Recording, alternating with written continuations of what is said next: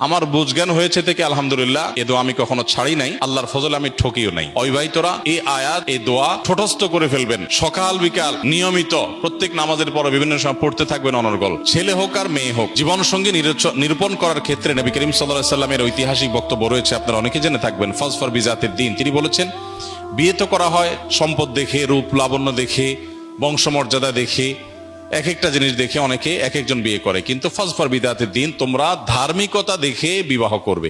এখন ধার্মিকতার ডেফিনিশন কি, এটা আরেকটা জটিল বিষয়। কারণ আমরা দেখি আজকাল অনেকেই আছেন যে দাড়ি আছে, টুপি আছে, মাশাআল্লাহ পাঞ্জাবি আছে, আবার মাদ্রাসাটা ব্যাকগ্রাউন্ডের, ধার্মিক মনে করে কোনো মেয়ে তার সাথে বিবাহ বন্ধনে আবদ্ধ হয়েছেন, সাংসারিক জীবন দেখা গেল মাশাআল্লাহ না, দুঃখিত, তিনি বিয়ে করেছেন মাশাআল্লাহ দেখে, সাংসারিক জীবনে সেদিন নাউজুবিল্লাহ পাওয়া লাগতেছে। আবার এর উল্টোটাও হয়, বোরকা পরেন, হাত মোজা পা মোজা মেনটেন করেন মাশাআল্লাহ, ইসলামিক ব্যাকগ্রাউন্ড সবই ঠিক আছে, কিন্তু বিয়ের পরে ওনারও নাউজুবিল্লাহ বা আস্তাগফিরুল্লাহ পড়া লাগতেছে। এর কারণ হলো ধার্মিকতা আমরা বেশিরভাগ ক্ষেত্রে পোশাকে খুঁজি। ধার্মিকতা আমরা যতটা পোশাকে খুঁজি, আসলে পোশাকে এতটা ধার্মিকতা নাই। তাহলে ধার্মিকতা কিসে? বিবাহের ক্ষেত্রে সবচেয়ে গুরুত্বপূর্ণ বিষয় হলো যে আপনি যাকে জীবন সঙ্গী বা সঙ্গিনী হিসেবে নির্বাচন করতে যাচ্ছেন, এই লোকটা আসলেই আল্লাহর কাছে নিজেকে সমর্পণ করেছেন কিনা, কোরআন এবং সুন্নাহর কাছে নিজেকে পরিপূর্ণ সমর্পণ করেছেন কিনা। যে এই জায়গায় যদি তার খুঁটিটা বাঁধা থাকে যে কোরআন হাদিসে কোনো কিছু আছে, তিনি সারেন্ডার করবেন, তিনি সেক্ষেত্রে কোনো কম্প্রোমাইজ করবেন না। তার যত জেদ থাকুক, যত কষ্ট থাকুক, যত কিছু থাকুক, আল্লাহ এবং তার রাসূলের নির্দেশ পাওয়ার পর তিনি মাথা নত করে ফেলেন।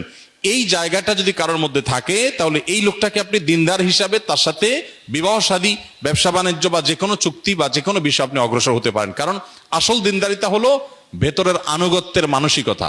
আল্লাহ তাআলার আনুগত্য যদি করবার জন্য মানসিকভাবে কেউ প্রস্তুত থাকে, এই লোকটা হলো আল্লাহ সুবহানাহু ওয়া তাআলার কাছে সিরিয়াস দিনদার, এই লোকটা হলো আসল ধার্মিক। লেবাস এবং পোশাক দিয়ে সবসময় ধার্মিকতা নিরূপণ করা বা ধার্মিকতা নির্ণয় করা, এটা সঠিক নয়। এখন প্রশ্ন হলো যে এই আল্লাহর প্রতি আনুগত্য আছে কি না, কিভাবে বুঝবো? তো এটার জন্য প্রথমত দীর্ঘদিন পর্যন্ত তাকে ফলো আপ করতে হয়, তার আচার আচরণ, কাজকর্ম এগুলো দেখতে হয়। অথবা যারা তাকে পার্সোনালি চিনে, এরকম মানুষগুলোর মধ্যে যারা আস্থা রাখার মতো, তাদের রেকমেন্ডেশনকে আমলে নিতে হয়।